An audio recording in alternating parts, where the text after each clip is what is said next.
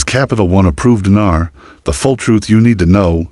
Act fast. Earn more Iraqi dinar written in paragraph format without headings. Welcome back to RV News, the channel where you get the most accurate, up-to-date, and insightful coverage on all things Iraqi dinar, IQD, Vietnamese dong VND, and the global currency revaluation. If you've been holding on to your dinar and wondering whether Capital one of the most recognized banking institutions in the United States, is ready to approve and accept IQD for exchange or investment purposes, then you're in the right place.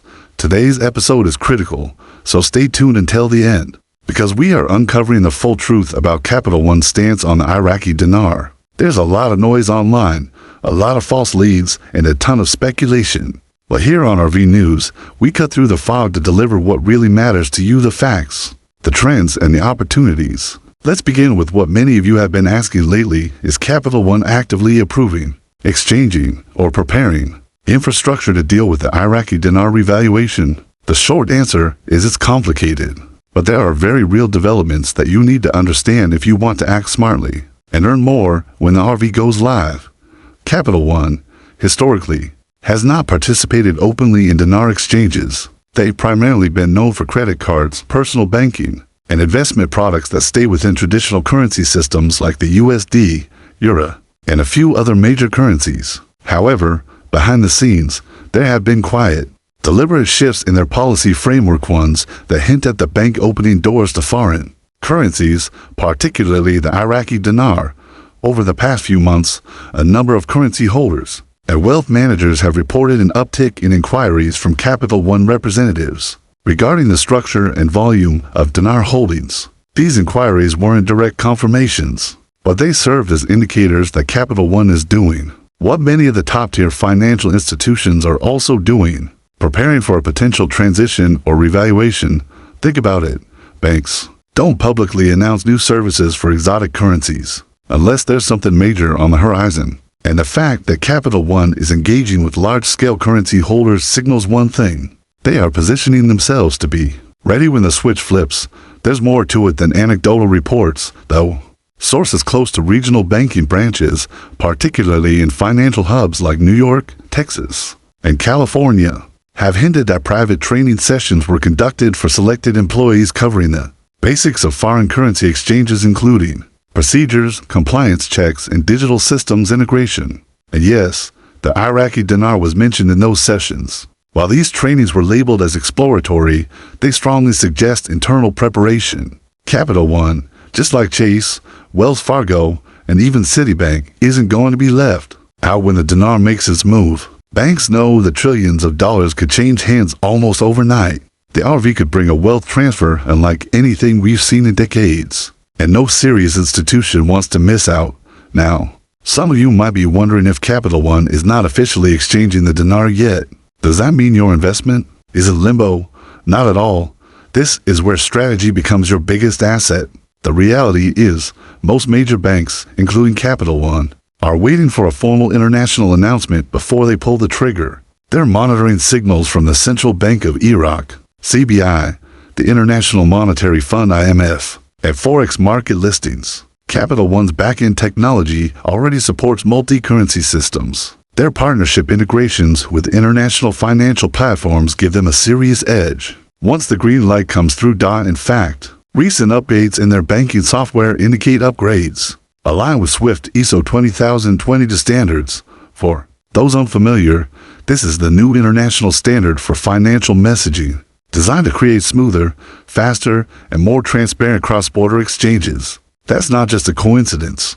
Capital One isn't spending millions upgrading software systems just for basic fiat transactions. They're preparing for a more global, diversified set of transactions. And the dinar, along with other revaluation candidates, is squarely part of that roadmap. Another crucial development has come from third-party exchange processors and money transfer companies. Many of them work behind the scenes with banks like Capital One, processing currency exchanges at a wholesale level. According to internal documents leaked in late May, some of these companies have been holding extensive talks with Capital One regarding liquidity support and redemption tracking for revalued currencies. That's right, liquidity support, which means when the RV hits, banks like Capital One won't be left scrambling. They'll already have the framework in place to begin onboarding currency holders and managing high-value exchanges. So what does this mean for you, the everyday investor holding on to bundles of IQD? It means timing and preparation are everything. If you bank with Capital One, now is the time to speak with your branch manager or financial advisor. Ask direct questions about foreign currency processing. Even if they say no right now, you're planting a seed.